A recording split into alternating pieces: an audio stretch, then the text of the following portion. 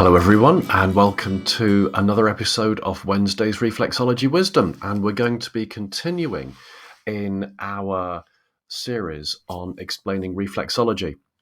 And today I'm wanting to stick with energy. So we looked at energy last week. We're going to carry on today. And one of the really interesting things about energy is that it can encompass a whole load of shall we say, the spiritual side of things, the energetic side of things. And we're going to be including auras today.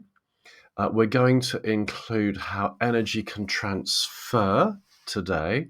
But first of all, a little bit of science to actually explain how energy works.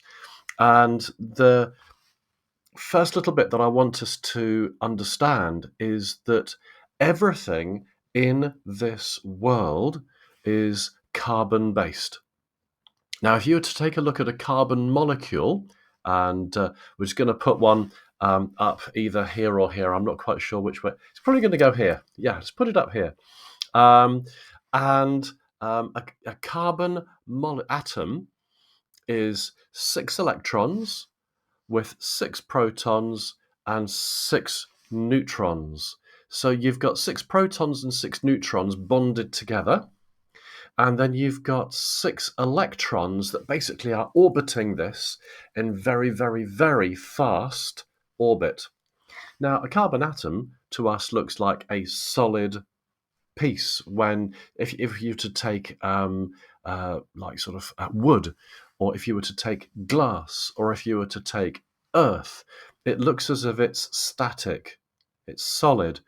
But actually, if you were to take it down to the atomic level, you've got this 6 protons, 6 neutrons orbited by 6 electrons.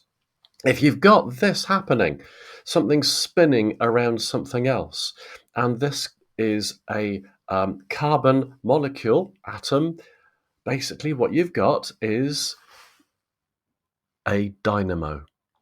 What do dynamos make? They make electricity. Being as you and I are all made of carbon, and the whole world is made of carbon, we are literally walking, talking electrical generators. Now, if you are then going to be coming into contact with your client, your energy is going to be contacting your client's energy through our nervous system, through literally just the molecules, the atoms that we are made of. It is a connection of energy when two people are bonded together through touch. So that's one side of energy that we can explain. Another side of energy that we can explain is how even when you come close to someone, you naturally can feel their energy. Now, if you were to stand underneath an electric pylon, you can even hear the electricity crackling through the wires. And if you sit underneath one of the ones that are really big, they actually feel horrible to be underneath. I do not like the feeling. It's this field of energy that there is around those wires and around that pylon. It is a disturbing feeling because there is so much of this energy there. It's unnatural to be in that kind of field. But let's think of another energy field, the aura of our bodies. Now, if we were to think about us being walking, talking electrical generators, which we are, there is proof for this on the atomic level, then therefore it is no surprise that there should be a field around us of energy. That can be described as the aura. This is why when you can be working on somebody, say that's lost a limb, they've had an amputation, reflexology given to where that limb would have been, in other words, where the aura, the energy field of where that organ was, clients very often can say that they can feel the reflexology being given, even though contact isn't actually being made. This is why when you've had an organ removed, we can still feel the energy of what was there through the feet, and we can then bring about healing that way as well.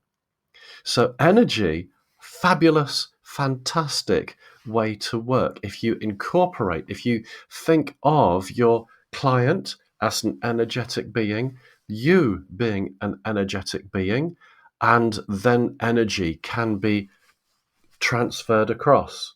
Literally, just like one battery in connection with another battery, energy will transfer across.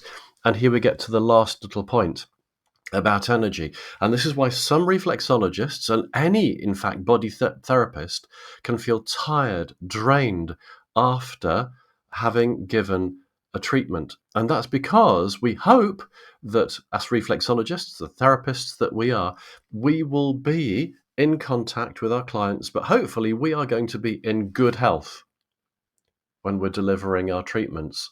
Therefore, we can say that we are fully charged with energy. If you're working on somebody who is poorly, ill, they may not be quite so full of energy.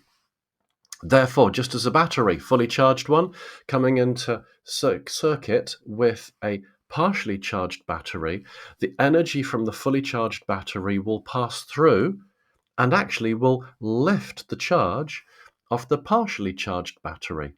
This is the same thing with us as energetic beings. We will be in contact with our clients that aren't so fully charged, and we can then feel drained. This is why putting earthing disciplines into place, shielding disciplines into place, can then protect us as reflexologists, and we then don't feel so drained after having given a treatment. So there we go. Another explanation as to how reflexology works. I do hope you've enjoyed today's Wednesday's Reflexology Wisdom. If you have, do subscribe, click the bell so that YouTube can remind you of when a new Wednesday's Reflexology Wisdom comes up. And until next time, stay well and stay safe.